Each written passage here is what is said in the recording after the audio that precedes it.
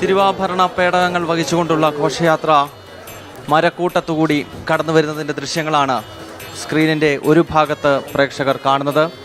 ആയിരക്കണക്കിന് ഭക്തർ പന്തളം വലിയ കോയിക്കൽ ക്ഷേത്രത്തിൽ നിന്ന് ധനുമാസം 28-ാം തീയതി പുറപ്പെട്ട ആ ഘോഷയാത്രയെ അനുഗമിക്കുകയാണ്. ഏതാനും നിമിഷങ്ങൾക്കകം തന്നെ ഈ ഘോഷയാത്ര ശരംകുത്തിയിൽ എത്തിച്ചേരും. ശരംകുത്തിയിൽ തിരുവാഭരണ പേടകങ്ങളെ സ്വീകരിക്കുവാനുള്ള ആ സംഘം ഇപ്പോൾ ഇതാ ശബരിമലയിൽ നിന്നും പുറപ്പെടുകയാണ്. അതായത് 18-ാം പടിക്ക് താഴെ ചെറിയ തിരുമുറ്റത്തെത്തി ഇപ്പോൾ ഉപദേവതകളെ വണങ്ങിയ ശേഷം ശരംകുത്തിയിലേക്ക് യാത്ര തിരിക്കും. ദേവസ്വം ബോർഡിൻ്റെ മുതിർന്ന ഉദ്യോഗസ്ഥന്മാരും അയ്യപ്പ സേവാ സംഘത്തിൻ്റെ വോളണ്ടിയർമാരും ചേർന്നുകൊണ്ടാണ് ശരംകുത്തിയിൽ തിരുവാഭരണ പേടകങ്ങൾക്ക് സ്വീകരണം ഒരുക്കുക. പിന്നീട് വാദ്യമേളങ്ങളുടെയും തീവട്ടിയുടെയും ഒക്കെ അകമ്പടിയോടുകൂടി വലിയ നടപ്പന്തൽ കടന്ന് ചെറിയ തിരുമുറ്റത്തെത്തുന്ന തിരുവാഭരണ പേടകങ്ങളിൽ പ്രധാന പേടകം ശബരിമല സോപാനത്തേക്ക് പോകുമ്പോൾ മറ്റു പേടകങ്ങൾ രണ്ടും മാളികപ്പുറത്തേക്ക് പോകുന്നു. ഇപ്പോൾ പ്രിയപ്പെട്ട പ്രേക്ഷകർ കാണുന്ന ദൃശ്യം, ഈ തിരുവാഭരണ പേടകങ്ങളെ സ്വീകരിക്കുവാനുള്ള സംഘം 18-ാം പടിക്ക് താഴെ ഉപദേവതകളെ വണങ്ങിയ ശേഷം ഇപ്പോൾ നടപ്പന്തലിലേക്ക് പോകുകയാണ്. അതുവഴി ശരംകുത്തിയിലേക്ക് ഈ സംഘം എത്തുന്നു. അത് കഴിഞ്ഞാൽ അവിടുത്തെ സ്വീകരണ ചടങ്ങുകൾ കഴിഞ്ഞാൽ വളരെ പെട്ടെന്ന് തന്നെ ആയിരക്കണക്കിന് അയ്യപ്പ ഭക്തർ കാത്തിരിക്കുന്ന ആ ദൃശ്യങ്ങൾ സമാഗതമാകും. ശബരിമല സന്നിധാനത്തേക്ക് തിരുവാഭരണ പേടകങ്ങളെത്തും. പിന്നീട് തിരുവാഭരണം ചാർത്തി ദീപാരാധന നടക്കുന്ന വേളയിലാണ് ശബരിമല ക്ഷേത്രത്തിൻ്റെ മൂലസ്ഥാനമായ പൊന്നമ്പലമേട്ടിൽ മകരവിളക്ക് തെളിയുന്നത്. ശ്രീ പൃഥ്വിപാൽ, നേരത്തെ നമ്മൾ സംസാരിച്ചു കൊണ്ടിരുന്നത് ഈ മകരവിളക്ക് കാണുന്നതിനായാണ് ലക്ഷക്കണക്കിന് അയ്യപ്പന്മാരിപ്പോൾ പൊന്നമ്പലമേട് ദൃശ്യമാകുന്ന സ്ഥലങ്ങളിൽ പർണശാലകൾ കെട്ടി ആഴ്ചകളായി താമസിക്കുന്നത്. പക്ഷേ മകരവിളക്കിന് ശേഷവും വളരെ വിശേഷപ്പെട്ട ചടങ്ങുകൾ ശബരിമല സന്നിധാനത്ത് തുടരുകയാണ്. വരുന്ന 5 ദിവസം അത് ഗുരുതിയോടുകൂടി മാത്രം അവസാനിക്കുന്നതാണ്. അപ്പോൾ ആ ചടങ്ങുകളിലേക്ക് വളരെ വേഗത്തിലൊന്ന്. ശബരിമലയിലെ വിളക്കുത്സവം നടത്തുവാനായി രാജപ്രതിനിധി രാജപരിവാരങ്ങളുമായി കൊടയും കൊടിയും ആനച്ചമയങ്ങളും തിരുവാഭരണങ്ങളും ഭഗവാന്റെ കളഭാഭിഷേകത്തിനുള്ള കലശവുമൊക്കെയായിട്ട് ഉത്സവം നടത്താനുള്ള ആ തിരുവെഴുന്നള്ളത്താണ് ഈ നാം കാണുന്ന തിരുവാഭരണ ഘോഷയാത്ര. ഇന്ന് തിരുവാഭരണ ഘോഷയാത്ര സന്നിധാനത്തെത്തി മകരവിളക്കിൻ്റെ സംക്രമ സന്ധ്യയിൽ ഭഗവാന്റെ തിരുവിഗ്രഹത്തിൽ ചാർത്തിയുള്ള ദീപാരാധന തൊട്ട് 5 ദിവസക്കാലം നടക്കുന്ന ഉത്സവത്തിനാണ് മകരവിളക്ക് ഉത്സവമെന്ന് നമ്മൾ പൊതുവെ പറയാറുള്ളത്. സാധാരണ കമൻട്രികളിലൊക്കെ കേൾക്കാറുണ്ട് ഒരു തീർത്ഥാടന കാലത്തിൻ്റെ സമാപനമാണ് മകരവിളക്ക് എന്ന്. ശരിക്കും അത് ഒരു തെറ്റായ ഒരു പ്രയോഗമാണ്. കാരണം മകരവിളക്ക് ഉത്സവം തുടങ്ങുന്നത് ഈ മകര സംക്രമ സന്ധ്യ തുടങ്ങിയാണ്. അന്ന് തുടങ്ങുന്ന 5 ദിവസക്കാലം നടക്കുന്ന വിശേഷപ്പെട്ട ചടങ്ങുകൾ, ആ ചടങ്ങുകൾക്കായിട്ട് പരമ്പരാഗതമായ പല ചടങ്ങുകളും ഇതിനു മുമ്പ് തന്നെ നടക്കുന്നു. ആലങ്ങാട് സംഘത്തിൻ്റെ പേട്ടകെട്ടൽ, അമ്പലപ്പുഴ സംഘത്തിൻ്റെ പേട്ടകെട്ടൽ, ആ പേട്ടകെട്ടിയ സംഘങ്ങൾ വന്ന് ഇവിടെ ഈ സംഘാംഗങ്ങൾ വന്ന് പമ്പയിലെ ചടങ്ങുകളും കഴിഞ്ഞ് ഈ സന്നിധാനത്തുണ്ടാകും. ഈ 14-ാം തീയതിയെ ഇന്നത്തെ മകര സംക്രമ പൂജയ്ക്ക് ശേഷം, ഈ മകര ദീപാരാധനയ്ക്ക് ശേഷം നടക്കുന്ന പ്രധാന ചടങ്ങ് മണിമണ്ഡപത്തിൽ നിന്നുള്ള എഴുന്നള്ളത്താണ്. നേരത്തെ ഞാൻ സൂചിപ്പിച്ചു, ആ എഴുന്നള്ളത്ത് മണിമണ്ഡപത്തിൽ നിന്ന് ധ്യാനസ്വരൂപനായ ആ സമാധിസ്ഥനായ ഭഗവാനെ ഉണർത്തി ആ തിടമ്പിലേക്ക് ആവാഹിച്ച് അവിടെ നിന്നും എഴുന്നള്ളി ഈ സന്നിധാനത്തിൻ്റെ തിരുമുമ്പിൽ 18-ാം പടിയുടെ താഴെ നിലപാട് തറയിലെത്തി അവിടെ നായാട്ടുവിളി നടക്കും.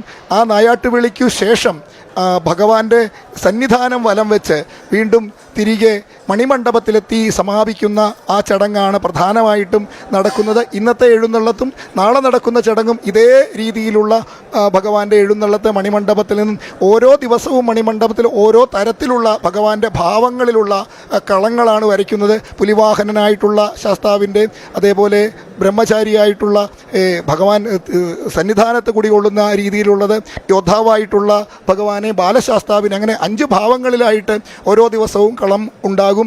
അതിന് 15-ാം തീയതി, അതായത് നാളെ നടക്കുന്നത് എഴുന്നള്ളത്തും ഇതേ രീതിയിൽ നടക്കും. 16-ാം തീയതിയെ പ്രധാന ചടങ്ങ് രാജപ്രതിനിധി ഇന്ന് സന്നിധാനത്തേക്ക് എത്തുന്നില്ല. രാജപ്രതിനിധിയും സംഘവും 16-ാം തീയതി, അതായത് മറ്റന്നാളാണ് രാജപ്രതിനിധി സന്നിധാനത്തേക്ക് എത്തുന്നത്. സന്നിധാനത്തേക്ക് എത്തുന്ന രാജപ്രതിനിധിയെ വലിയ നടപ്പന്തൽ നിന്ന് സ്വീകരിച്ച് ആനയിക്കുന്ന ഒരു വലിയ ചടങ്ങുണ്ട്.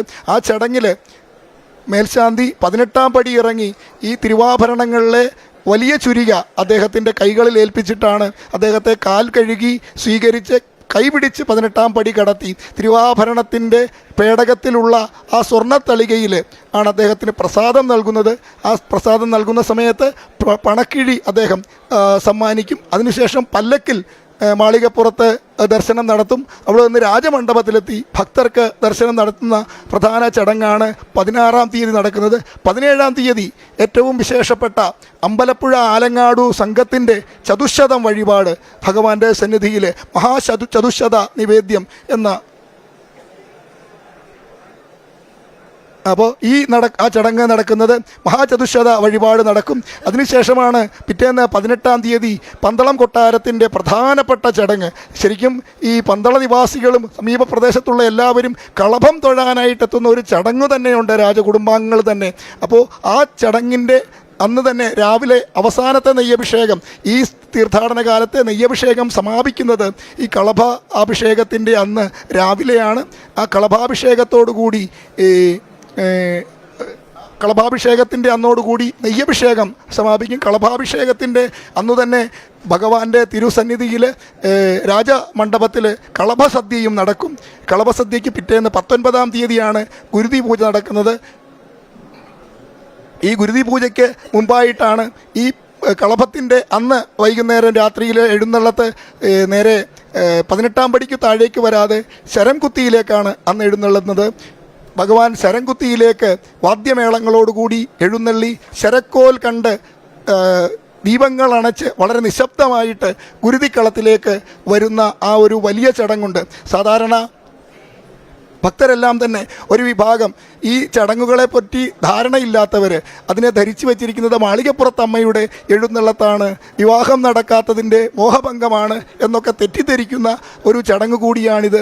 യഥാർത്ഥത്തിൽ ഭഗവാനാണ്, ആ ശാസ്താവാണ് സമാധിയിൽ നിന്നുണർന്ന് ഭഗവാൻ ശരംകുത്തിയിലേക്ക് എഴുന്നള്ളുന്നത്. ശരംകുത്തിയിലെ ഒരു പ്രത്യേകത, കന്നി അയ്യപ്പന്മാർ ഉപേക്ഷിച്ച ശരക്കോലുകളാണ് അവിടെ കുന്നുകൂടി കിടക്കുന്നത്. അത് കാണാനായിട്ടാണ് ഭഗവാൻ എഴുന്നള്ളുന്നത്. ഈ ശരക്കോലുകൾക്കൊരു പ്രത്യേകതയുണ്ട്. ആ ശരക്കോലുകളുടെ പ്രത്യേകത ഈ വ്രതധാരണവുമായിട്ട് ബന്ധപ്പെട്ടതാണ്.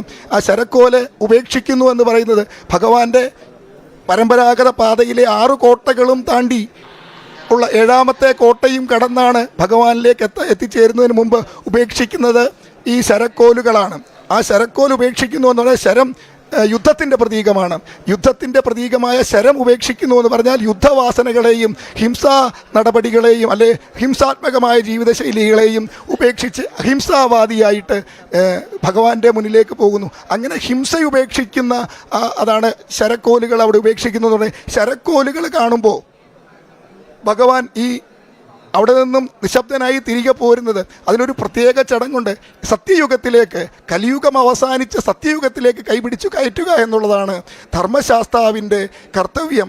ശരക്കോലുകൾ ഇല്ലാതാകുന്ന കാലത്ത് ലോകത്തെ യുദ്ധവാസനകളും അധർമ്മചിന്തകളും ഇല്ലാതായി എന്നുള്ളതാണ്. ഈ ഗുരുപരമ്പര, ശബരിമലയുടെ ഗുരുസ്വാമിമാർ ഭക്തരെ കൂട്ടിക്കൊണ്ടുവരുന്നത് അത്തരത്തിലേക്കാണ്. സ്വയം ഈശ്വരനായി തീരുവാനായിട്ട് ഉള്ള പരിവർത്തനത്തിലേക്ക്, ആ സത്യയുഗത്തിലേക്ക് കൈപിടിച്ച് കൊണ്ടുപോകുന്ന പരമ്പരയുടെ അവസാനമെത്തുമ്പോൾ ശരക്കോലുകളില്ലാത്ത ശരംകുത്തി ദൃശ്യമാകുന്ന കാലത്ത് ലോകത്ത് അധർമ്മചിന്തകളും അക്രമവാസനകളും യുദ്ധചിന്തകളും അവസാനിച്ചു എന്നുള്ളതാണ്. ആ സമയത്ത് കലിയുഗം അവസാനിച്ച് സത്യയുഗത്തിലേക്ക് ലോകം കൈപിടിച്ച് നടക്കുന്ന ആ ധർമ്മചിന്തയിലേക്കാണ് ഭഗവാൻ കൂട്ടിക്കൊണ്ടുപോകുന്നത്. ആ വിശാലമായ ആശയമാണ് ലോകത്തിന് സർവധർമ്മ സമഭാവനയിലൂടെ ശാന്തിയുടെ, സമാധാനത്തിൻ്റെ, ഒരു സത്യയുഗത്തിൻ്റെ, എല്ലാവരിലും ഈശ്വരനെ കാണുന്ന, സ്വയം ഈശ്വരനാണെന്ന തിരിച്ചറിവിലേക്ക് കൂട്ടിക്കൊണ്ടുപോകുന്ന, കൈപിടിച്ചു നടത്തലാണ് ഈ ധർമ്മത്തിൻ്റെ തന്നെ, ഈ വിശ്വാസത്തിൻ്റെ, ഈ ആചരണത്തിൻ്റെ. അതിലെ 41 ദിവസത്തെ വ്രതാനുഷ്ഠാനം ആ സ്വയം പരിവർത്തനത്തിൻ്റെതാണ്.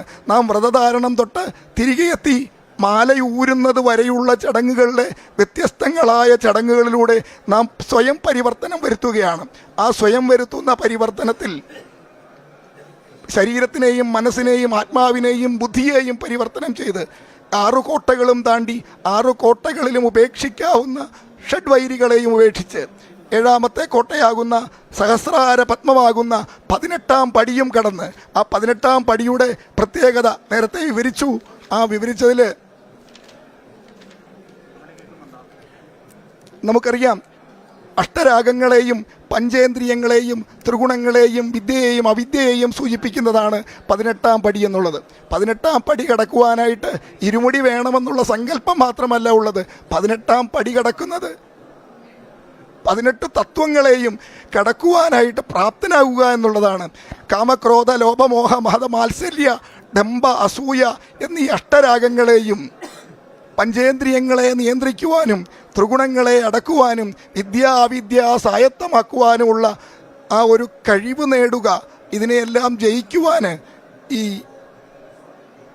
41 ദിവസത്തെ വ്രതാനുഷ്ഠാനങ്ങളോടുകൂടി നമ്മൾ സ്വയം പരിവർത്തനത്തിന് വിധേയമാകുന്ന ഒരു വലിയ ഒരു സാധനാ പദ്ധതിയിലേക്കാണ് മൂലാധാരത്തിൽ നിന്നും സഹസ്രാരത്തിലേക്ക്, സഹസ്രാരവും ഭേദിച്ച് ബിന്ദുവിലേക്ക് ലയിക്കുവാനുള്ള യോഗ സാധന പോലെ തന്നെ നമ്മുടെ ശരീരത്തിനെ ആ യോഗ സാധനയിലൂടെ ഉയർത്തി സഹസ്രാരമാകുന്ന 18-ാം പടിയും കടന്ന് ഭഗവാനിലേക്ക് നെയ്യാകുന്ന നമ്മുടെ ശരീരബോധമാകുന്ന നാളികേരവും ആത്മബോധമാകുന്ന നെയ്യും ആ നെയ്ത്തേങ്ങ നിറച്ച് അതിലെ നെയ്ത്തേങ്ങയിൽ നിന്ന് നെയ്യിനെ വേർപെടുത്തുന്നത് ശരീരത്തിൽ നിന്നും ആത്മാവിനെ വേർപെടുത്തി ബിന്ദുവിലേക്ക് ലയിപ്പിച്ച് മോക്ഷപദത്തിലേക്ക്, ശരിയായി പറഞ്ഞാൽ നമ്മുടെ ആത്മബോധത്തെ പ്രപഞ്ചബോധവുമായി ലയിപ്പിക്കുന്ന ആ വലിയ ആ സാംസ്കാരിക പരിവർത്തനത്തിന് അതിനാണ് നമ്മൾ ഈ പ്രതീകാത്മകമായി സാക്ഷ്യം വഹിക്കുന്നത്. ആ വലിയ വിശാലമായ തീർത്ഥാടന പദ്ധതിയാണ്. അത് മനസ്സിലാക്കുവാനായിട്ടാണ് ഈ നമ്മുടെ ഉള്ളിലെ ഈശ്വരനെ തിരിച്ചറിയുകയും കാണായി വന്ന സകല ചരാചര ജീവികളിലും ധ്യാനധ്യാതൃധ്യേയ രൂപങ്ങളിലെല്ലാം ഈശ്വരനെ ദർശിക്കുവാനുള്ള തരത്തിലേക്ക് ഉയരുകയും ചെയ്യുന്ന തലമാണ് ഈ 41 ദിവസത്തെ വ്രതാനുഷ്ഠാനങ്ങളിലൂടെ നാം കൈവരിക്കുന്നത്. അതാണ് ശബരിമലയുടെ തത്വവും. അതാണ് സർവധർമ്മ സമഭാവനയിലേക്ക്, സത്യയുഗത്തിലേക്കുള്ള കൈപിടിച്ചു നടത്തലാണ് ഈ ശബരിമല തീർത്ഥാടനം തന്നെ. വരദനാണ് ആ ധർമ്മശാസ്താവ് എന്നുള്ളത്. അധർമ്മശക്തികൾ നടനമാടുന്ന കലിയുഗത്തിൽ ഭക്തന് ആശ്രയമാകുന്നത് അയ്യപ്പസ്വാമിയും ധർമ്മശാസ്താവുമാണ്. അതുതന്നെയാണ് ശബരിമല എന്ന ഈ കാനന ക്ഷേത്രത്തിൻ്റെ ഏറ്റവും വലിയ പ്രത്യേകതയും ശബരിമല ക്ഷേത്രത്തെ മറ്റെല്ലാത്തിൽ നിന്നും വ്യത്യസ്തമാക്കുന്നതും അത് തന്നെയാണ്. പ്രേക്ഷകർ കാണുന്ന ദൃശ്യങ്ങൾ ആ ശബരിമല സോപാനത്തിൽ നിന്നും, അതോടൊപ്പം തന്നെ പമ്പ, ഒപ്പം വലിയ നടപ്പന്തൽ തുടങ്ങിയ സ്ഥലങ്ങളിലെല്ലാം അയ്യപ്പ ഭക്തന്മാർ തമ്പടിച്ചിരിക്കുകയാണ്.